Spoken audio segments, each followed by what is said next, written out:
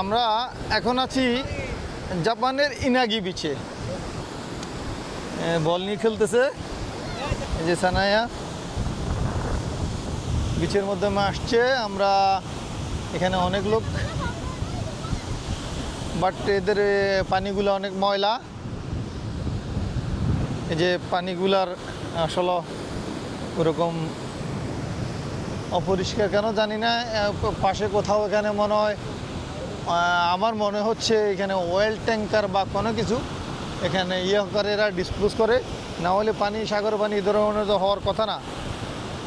কারণ আমরা দুবাইতে সাগরে গেছি, আমি মালয়েশিয়াতে সাগরে গেছি, তারপরে আজারবাইজান, মালদ্বীপ, অনেকগুলা সাগরের মাধ্যমে আমি নেমেছি, বাট আমি কখনো এরকম দেখি নাই। এখানে দেখে আমার থেকে একটু অবাক লাগতেছে, কেমন পানিগুলো অনেক কালো, এবং কি যে পানির তলদেশ থেকে এক ধরনের কালো গাদ টাইপের জিনিস যেটা আসতেছে একদম। এই যে অনেকটা আমাদের দেশে বুড়িগঙ্গার পানির যে অবস্থা, বুড়িগঙ্গার ভিতরে যেরকম ময়লা থাকে ওইরকম ময়লাযুক্ত সাগরের পানি এরকম হয়তো আমি কখনোই দেখি নাই। এটা আমার নতুন একটা এক্সপিরিয়েন্স। আমি আপনাদেরকে দেখানোর চেষ্টা করতেছি।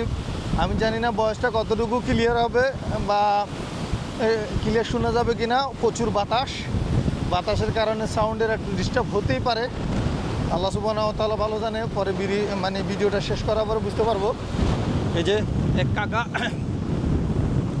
বসে বসে রোদ পোয়াচ্ছে, মানে ভিটামিন ডি উনি আহরণ করতেছে, যেটা সানবাত বলে। উনি সানবাত করতেছে।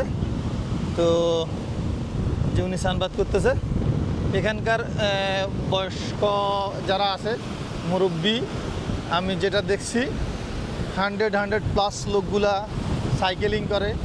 আমি আজকে ওই যে জহুরে সালাত আদায় করার জন্য উজু করতে গেছিলাম, ওখানে এক ভদ্রলোক একদম নুয়ে পড়ছে।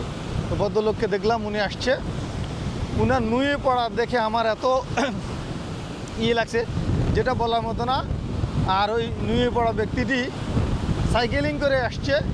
আমার একটা ধারণা ওনার বয়স না হলেও 110 হবে, 110-এর কম হবে না।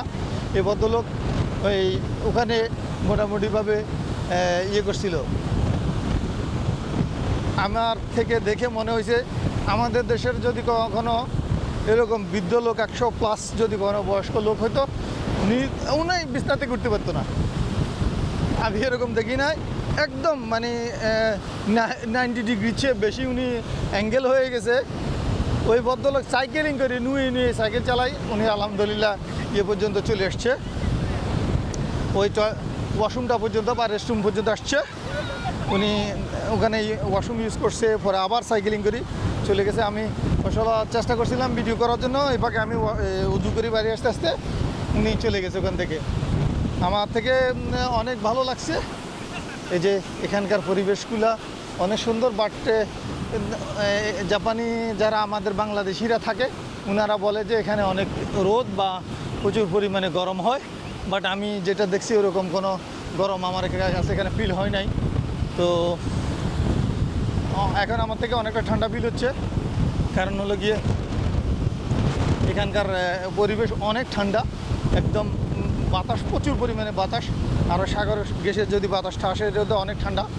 তো আমি আরও আগে এখানকার পর্যটন কেন্দ্র তো এগুলো দেখাই দিব আপনাদেরকে।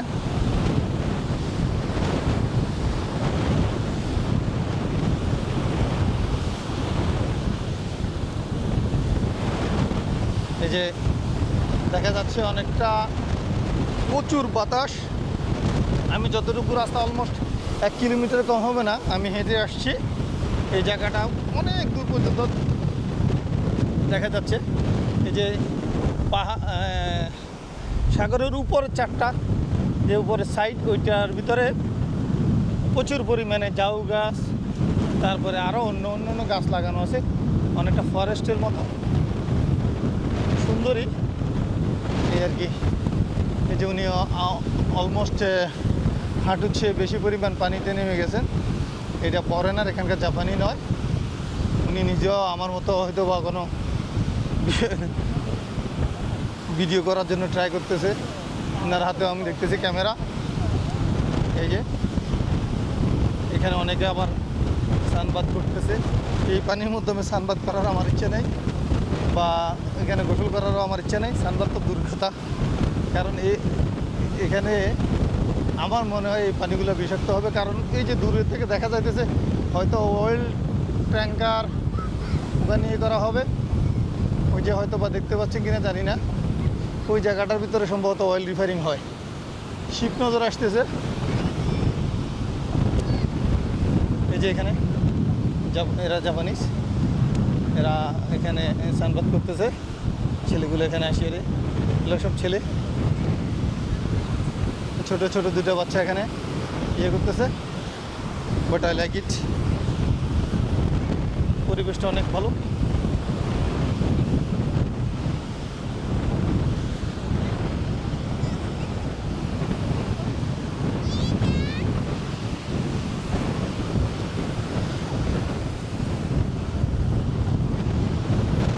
আমার মনে হলো যে এটা আসলে একটা সুন্দর স্পটস। যে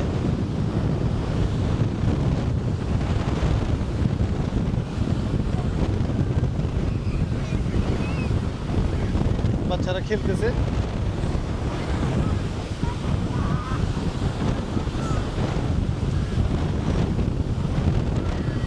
এই যে ওনারা মনে হয় সম্ভবত তাদের জাপানের মিউনিসিপ্যালিটির পক্ষ থেকে আসছে। যে বাচ্চারা অনেক এনজয় করতেছে এখানে। মোটামুটিভাবে ভালোই লাগছে আলহামদুলিল্লাহ, যতটুকু রাস্তা।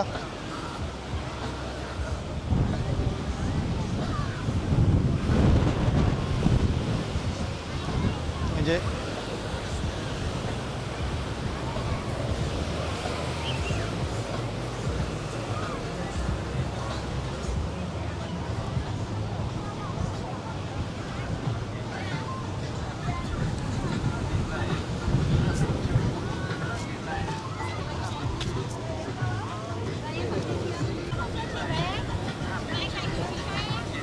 এই যে আমি এখানে একটা ব্রিজ বা একটা সুন্দর জায়গা বানায় রাখছে।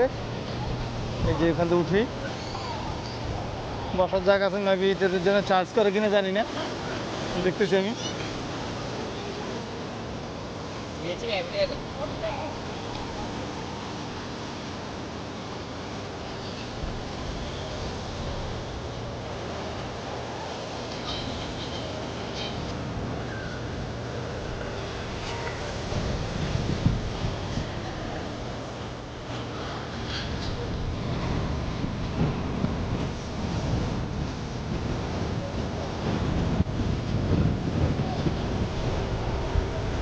এই যে একটা সুন্দর ডগ,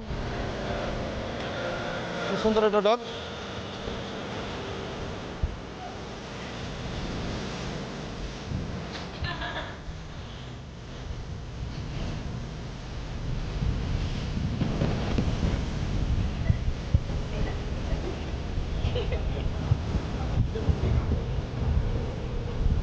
ওই যে দূরে শিপ দেখা যাইতেছে, আর ওই যে এখানে অয়েল ট্যাঙ্কারের মতো জায়গা দেখা গেছে।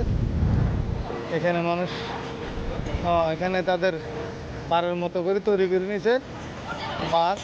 যে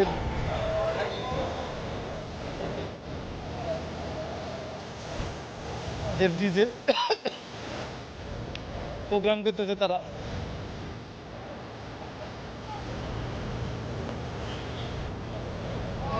এখানে ডিজে করতেছে।